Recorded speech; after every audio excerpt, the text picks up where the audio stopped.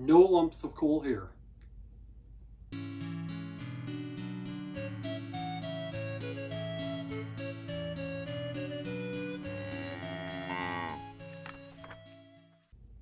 Hi everyone, I'm Jacob, I'm the Cowhat Librarian, and I've been waiting for this one.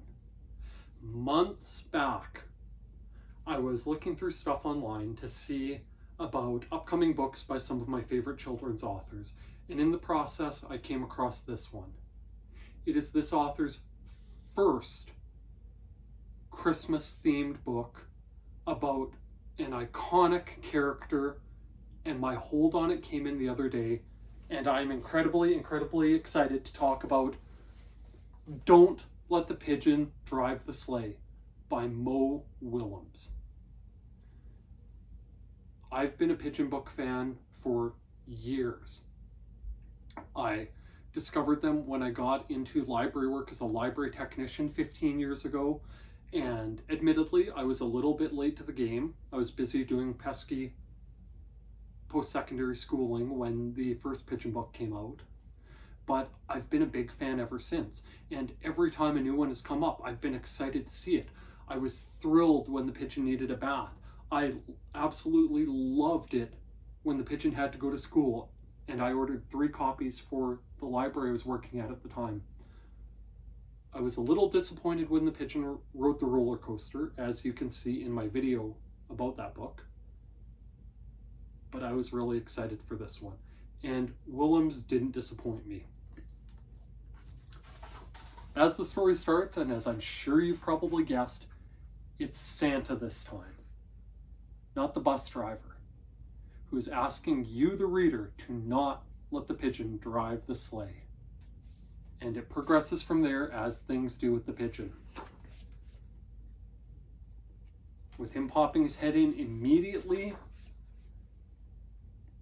brown-nosing the reader a little bit, and getting down to brass tacks. Can I drive the sleigh?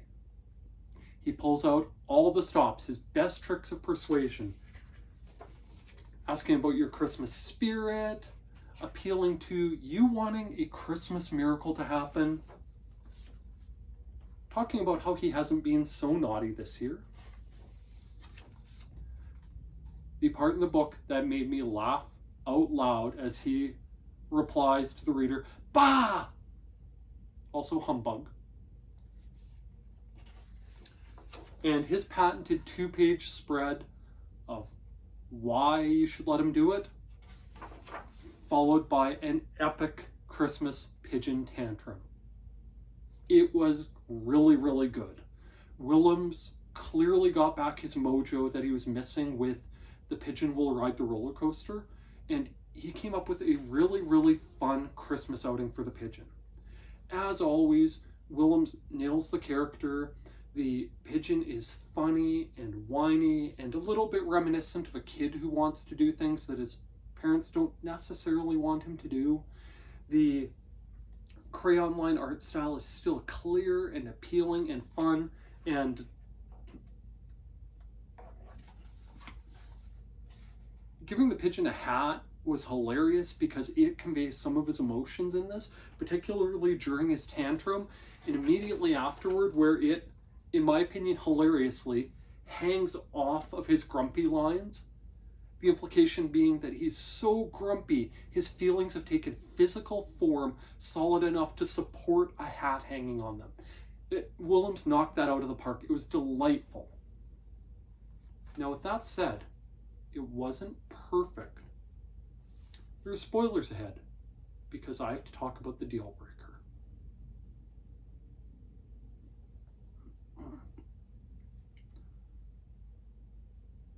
Okay, the deal breaker is this. As the story progresses, the Pigeon decides he's gonna question you some more and take a closer look, and he can't find the steering wheel or the clutch, and there's a smell, and he realizes what the smell is coming from, and it's a reindeer, and it scares him off. And in true Pigeon fashion, he takes off, learns nothing, and decides he'd like to try egg delivery. It's funny, it's effective, My kids liked it. But there was no payoff for Santa. Santa disappeared. He didn't come back. And now, Mo Willems is a multi-million selling author who is this generation's Dr. Seuss, who is a brilliant, brilliant, brilliant creator.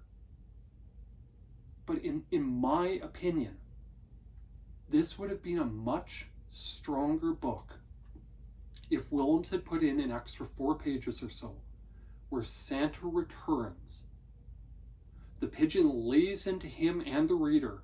Why didn't you let me drive the sleigh? It's all I wanted on my Christmas list. He could have shown off the Christmas list, and Santa could have replied, ho, ho, ho.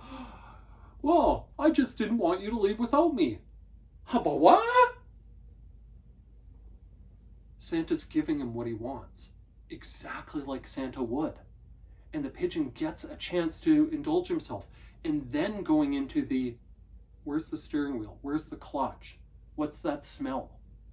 It would have been that much stronger, that much funnier when he was about to get everything he wanted courtesy of Santa before running into his normal routine. I think it would have been a big improvement, but again, I am not Mr. Willems.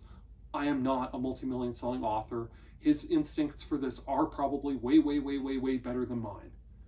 But still, I did expect there to be something more with Santa.